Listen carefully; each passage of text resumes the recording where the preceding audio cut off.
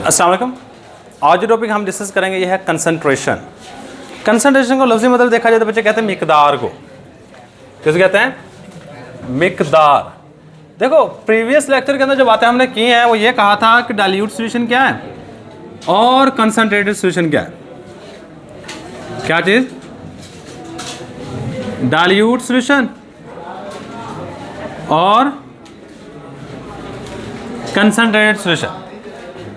अब हमने कहा था डाइल्यूट सॉल्यूशन जिसमें सॉल्यूट की मिकदार क्या हो, कम हो, और कंसंट्रेटेड सॉल्यूशन क्या कहा था जिसमें सॉल्यूट की मिकदार क्या हो। कंसंट्रेटेड सॉल्यूशन ऐसा सॉल्यूशन है जिसमें सॉल्यूट की मिकदार क्या हो, ज़्यादा हो। अब अगर कोई बंदा सही हो वो किसी में हमने कहा जी इसमें सॉल्यूट की मिकदार ज़्यादा होगी और इसमें सॉल्यूट की मिकदार कम होगी और इसमें सॉल्यूट की मिकदार ज़्यादा होगी। अगर कोई बंदा हो वो आपसे ये पूछ ले, ठीक है आपकी बात मान गया, डाइल्यूट सॉल्यूशन में सॉल्यूट की मिकदार कम है, मतलब चीनी वगैरह चीनी सॉल्यूट है, इस मिकदार कम होगी, मैं सपोज कर लेता हूँ चीनी सॉल्यूट है और कंसंट्रेटेड सॉल्यूशन में चीनी की मिकदार ज़्यादा है। अगर कोई पूछने वाला हो वो क्या जी कितनी कम है और कितनी ज़्यादा है।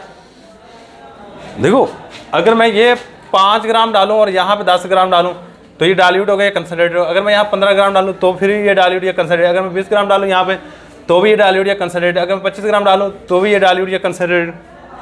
तो मतलब आपको डाइल्यूट और कंसंट्रेटेड सॉल्यूशन ये बताता है कि सॉल्यूट की मिकदार कम है या ज़्यादा है, ख़त्म। इससे ऊपर कोई चीज़ नहीं बताता। तो आपको क्या करना पड़ता है, कंसंट्रेशन मतलब वो कितनी मिकदार आपने डाली है। जैसे आप आम जिंदगी में जाते हैं, दुकान पे जाते हैं, दुकान पे जाने के बाद कहते हैं जी 5 किलोग्राम चीनी दे दो। मिकदार बताइए आपने, क्या बताया आपने? मिकदार बताइए। इसी तरह सेम चीज़ मिकदार आपकी साइंस के अंदर या केमिस्ट्री के अंदर भी यूज़ हो रही होती है। क्या? मिकदार सेम इसी तरह केमिस्ट्री के अंदर भी यूज़ होती है। अब कंसंट्रेशन क्या है, 2-3 तरीके से डेफिनेशन बुक ने की हुई है। Concentration is the ratio between concentration is the ratio between solute to solution, solute to solution, पहली डेफिनेशन। इसके बाद सेकंड डेफिनेशन हमारे पास, और या फिर concentration is the ratio between concentration is the ratio between solute to solvent। यह solute और solvent के दरमियान में रेशो भी हो सकती है। सही है, ये हमारे पास कंसंट्रेशन। देखो आपने वर्ड लिखा रेशो, रेशो को हम रिप्रेजेंट करते हैं बार के साथ। किसके साथ रिप्रेजेंट करते हैं? बार के साथ। और बार के ऊपर वाली साइड में देखो, अगर मैं ऊपर लिखता हूँ 5/9 तो आप कहते हो 5:9। तो आप ऊपर देखो मैं लिखा है सॉल्यूट टू सॉल्यूशन या सॉल्यूट टू सॉल्वेंट, मतलब सॉल्यूट ऊपर आएगा और सॉल्यूशन या सॉल्वेंट नीचे आएगा। और जब मैं बात करता हूँ ना सॉल्यूट की या सॉल्यूशन की, सॉल्यूशन में याद रखिएगा 2 चीज़ें होती हैं, सॉल्यूट प्लस सॉल्वेंट। इन 2 चीज़ों को मिलाने से हमारे पास कौन सी चीज़ बनती है? सॉल्यूशन बनता है। 2 चीज़ों को मिलाने से कौन सी चीज़ बन रही होती है? सॉल्यूशन बन रहा होता है। तो इन 2 चीज़ों के दरमियान में जो रेशो आएगी वो कंसंट्रेशन है। अच्छा, कंसंट्रेशन मिकदार को कहते हैं। मिकदार को मालूम करने के मुख्तलिफ यूनिट्स हो सकते हैं। जिस तरह लेंथ को मेजर करने के मुख्तलिफ यूनिट्स हैं, सेंटीमीटर भी है, मिलीमीटर भी है, किलोमीटर भी है, अकेला मीटर भी है, माइल भी है। सही है, मुख्तलिफ यूनिट्स हैं लेंथ को मेजर करने के। सेम इसी तरह कंसंट्रेशन के भी मुख्तलिफ यूनिट्स हैं। तो वो मुख्तलिफ यूनिट्स कौन कौन से हैं यहाँ मैं वो लिखूँगा।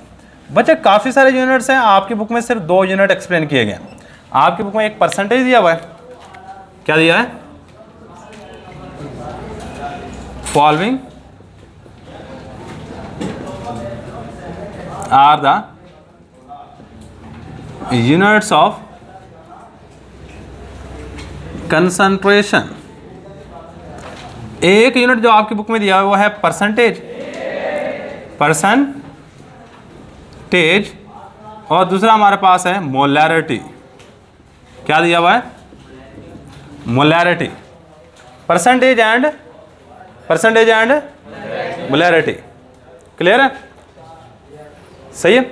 अच्छा अब ना यहाँ पर गौर कीजिएगा एक बात और, इन दो यूनिट के अलावा भी बहुत सारे और यूनिट हैं, मैं आपको गिनवा देता हूँ।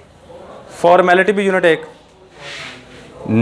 मोलैलिटी, ये मोलैलिटी भी यूनिट है, पार्ट्स पर मिलियन भी एक यूनिट है कंसंट्रेशन को मालूम करने का, पार्ट्स पर बिलियन भी यूनिट है,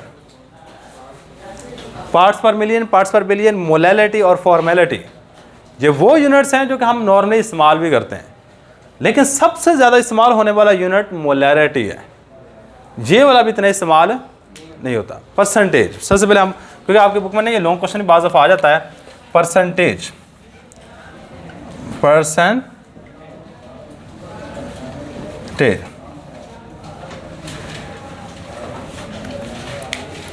अब परसेंटेज की अगर डेफिनेशन की जाए तो इस तरह कहेंगे, देखो परसेंटेज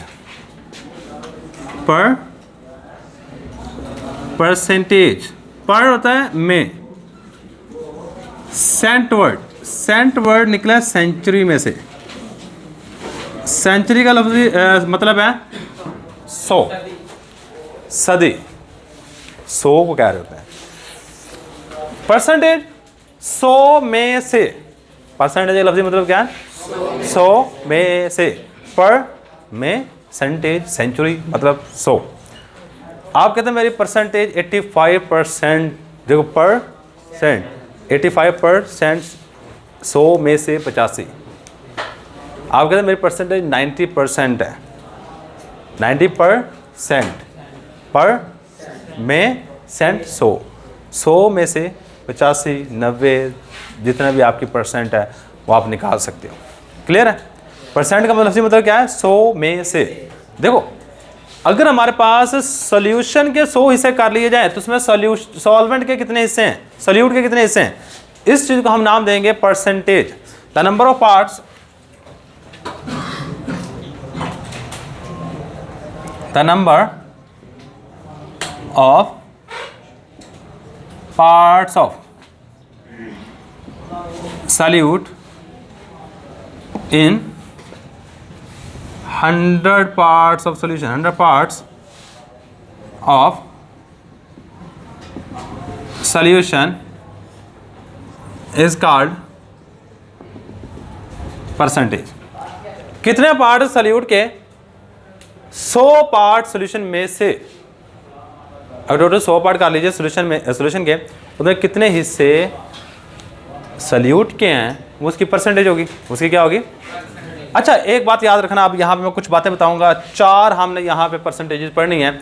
सही है कि maths by maths percentage maths by maths percentage, maths by volume percentage, volume by volume और परसेंटेज वॉल्यूम बाय मैथ्स, ये 4 तरह की परसेंटेज, सबकी डेफिनेशन, एग्जाम्पल और फार्मूला लिखना है। अगर आपको एक चीज़ समझ आ गई तो सारी की सारी डेफिनेशन, एग्जाम्पल और फार्मूला खुद बना लोगे। एग्जाम्पल थोड़ी सी याद करनी पड़ेंगे, फार्मूला और डेफिनेशन आप अपनी तरफ से खुद बना सकते होंगे। देखो आपने जब भी लिखना है, मैंने एक आपको बता दिया कि जब बटा लिखते हैं ना, बटा ऊपर वाली साइड पे क्या लिखोगे? सॉल्यूट, नीचे वाली साइड पे आप लिखोगे सॉल्यूशन। पहली बात ये याद रखनी है, बटे के ऊपर क्या आएगा हमेशा? सॉल्यूट। नीचे वाली साइड पे क्या आएगा? बच्चे सॉल्यूट के साथ आपने हमेशा नंबर ऑफ वर्ड यूज करना है, नंबर ऑफ सॉल्यूट, और सॉल्यूशन के साथ हमेशा आप एक वर्ड इस्तेमाल करोगे 100। क्या यूज करोगे? क्योंकि परसेंट 100 में से होगा। अगर हम 100 पार्ट सॉल्यूशन के लें तो इसमें कितने पार्ट सॉल्यूट के होंगे, वो हमारे पास परसेंटेज कहलाती है।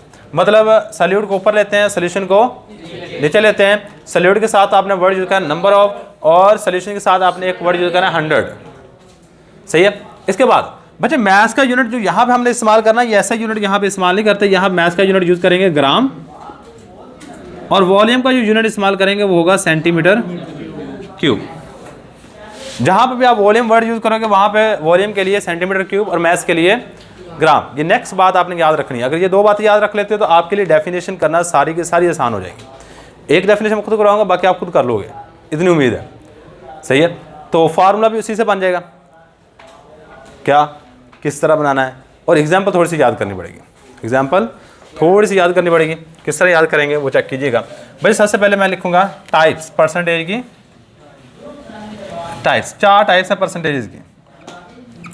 पहली है परसेंटेज, तो पूरा वर्ड लिख लेते हैं परसेंटेज। 3 बातें सब में लिखनी है। Percentage mass by mass, M by M का मतलब क्या होगा, मैस बाय मैस। देखो ऊपर वाली जगह पे मैंने क्या लिखना है, सल्यूट, नीचे वाली साइड पे सोल्यूशन। ऊपर के लिए मैंने बड़ी चीज का the number of solute mass है तो ग्राम लिखेंगे, the number of gram of solute present in 100 gram of solution is called percentage the, चलो the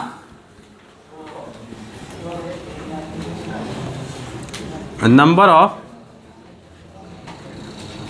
gram of solute, solute की ग्राम से वो मिकदार, the number of gram of solute present in, जो मौजूद हो, present in 100 gram of solution, 100 gram of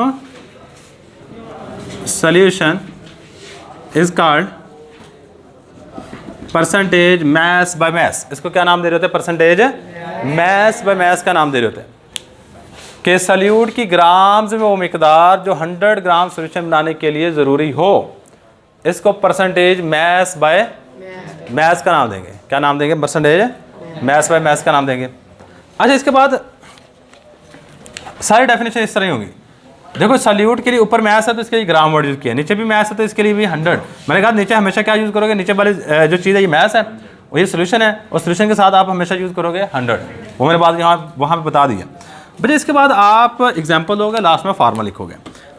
example discuss कर लेते हैं और इसके बाद हम लिखेंगे इसका फार्मूला।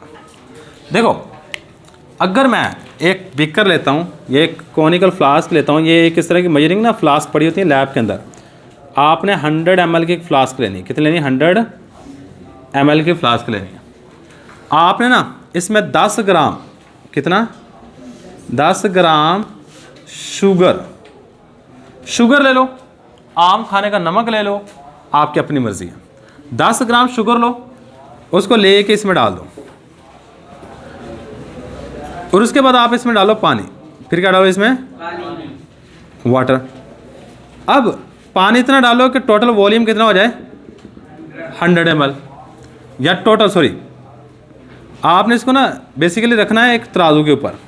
कहाँ पर रखना है, तराजू के ऊपर। शुरू में इसका 0 वेट होगा। आपने पहले 10 ग्राम इसमें क्या डाल लेना है, शुगर, यहाँ वज़न 10 ग्राम हो जाएगा, सही है। इसके बाद आपने पानी डालना है और कितना कर देना, टोटल वज़न 100। अब देखो सोल्यूशन बन गया, सल्यूट प्लस सॉल्वेंट। पानी सॉल्वेंट है, सल्यूट है, दोनों को मिलाने के बाद हमारे पास क्या बन गया, सल्यूटर और सोल्यूशन। और सोल्यूशन का टोटल मैस कितना हो गया, 100। अब इसमें 100 ग्राम सोल्यूशन में कितने ग्राम आपने चीनी डाली है, 10 ग्राम। ये होगा 10% सोल्यूशन ऑफ शुगर। अगर मैं कहूँ जी 10% solution of sugar, 10% mass by mass solution of sugar is formed by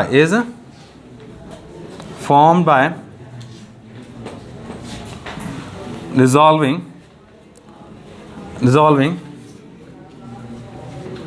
10 gram of sugar in enough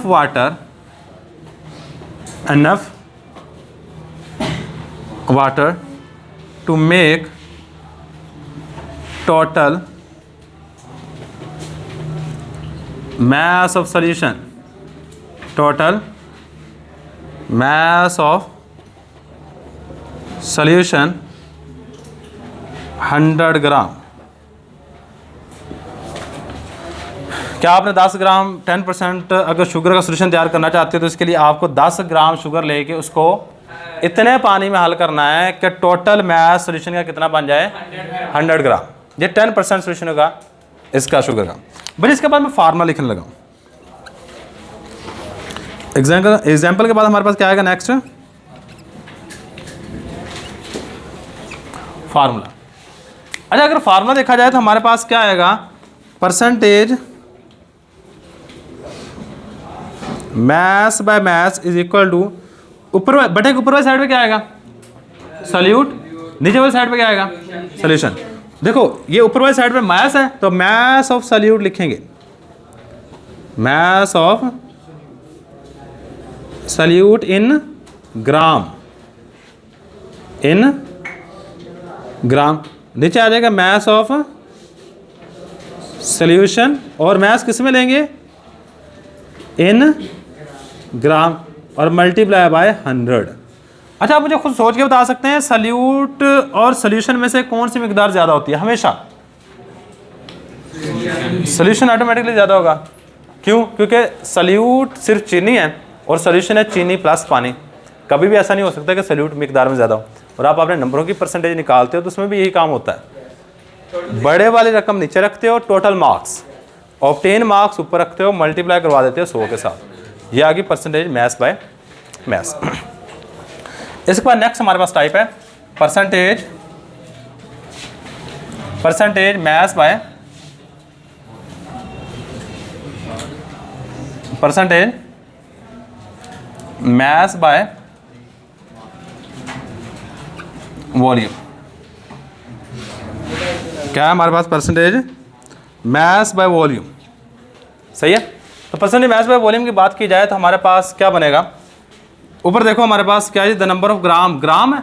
देखो ऊपर क्या है हमारे पास, मैथ्स है, तो मैथ्स किसका होगा ऊपर वाली साइड पे, सॉल्यूट का या सॉल्यूशन का, सॉल्यूट का। तो यहाँ पे same definition, the number of gram of solute present in 100, लेकिन नीचे वाली साइड पे क्या आ गया अब, वॉल्यूम। और वॉल्यूम का यूनिट मैंने बताया कि ग्राम नहीं लिखना, आपने सेंटीमीटर क्यूब लिखना है, सेंटीमीटर क्यूब ऑफ सॉल्यूशन। मतलब आपने इस पूरी डेफिनेशन में ग्राम की जगह पे सेंटीमीटर क्यूब करना है। क्या करना है, ग्राम की जगह पे सेंटीमीटर क्यूब करना है, और इसके नीचे हमारे पास वो वाली चीज़ बन जाएगी, वो वाली डेफिनेशन बन जाएगी। सही है। तो यही बात हम यहाँ पे लिखेंगे।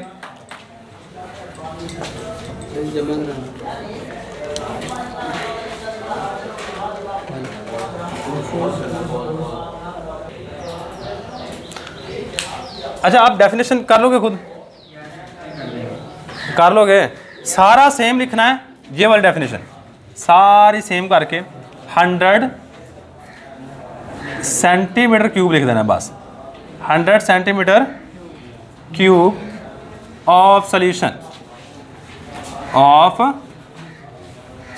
Is called percentage maths by volume. So the number of gram of solute present in 100 gram of 100 centimeter cube of solution is called percentage mass by volume। अच्छा 10% mass by volume solution बनाने के लिए आप क्या करोगे, next हमारे पास आ जाएगी example. भाई सारा कुछ सेम, 10% mass by क्या आ जाएगा, मैं इसको चेंज कर रहा हूँ, mass by volume solution of sugar is formed by dissolving 10 gram of sugar in enough water to make total mass की जगह पे क्या आ जाएगा, वॉल्यूम, और ग्राम की जगह पे क्या आ जाएगा, सेंटीमीटर क्यूब। मतलब ये चीज़ ग्राम की जगह सेंटीमीटर क्यूब, मैस की जगह पे वॉल्यूम। और इसके बाद लास्ट वाली चीज़ हमारे पास क्या बन जाएगी, फार्मूला। भाई अगर फार्मूले की बात की जाए तो फार्मूला देखिएगा हमारे पास यहाँ पे मैस की जगह पे ऊपर देखो, ऊपर क्या हमारे पास मैस ही है, तो ऊपर वाला तो सेम रहेगा। मतलब percentage mass by mass is equal to mass of solute, sorry percentage mass by volume is equal to mass of solute over volume of solution, volume of solution in centimetre cube, sorry mass in gram और in centimetre cube multiply by 100। बस ये दो types कर लो, बाकी इंशाल्लाह हम next lecture में कर लेंगे। सो ये बेसिकली कंसिडर की डेफिनेशन याद रखिएगा, बाकी भी आसान है। अगर ये वाली चीज़ें आपको पता है ना, कल को इससे मैं आगे ही स्टार्ट करूँगा। सही है। तो ये हमारे पास आज का लेक्चर। अल्लाह हाफिज़।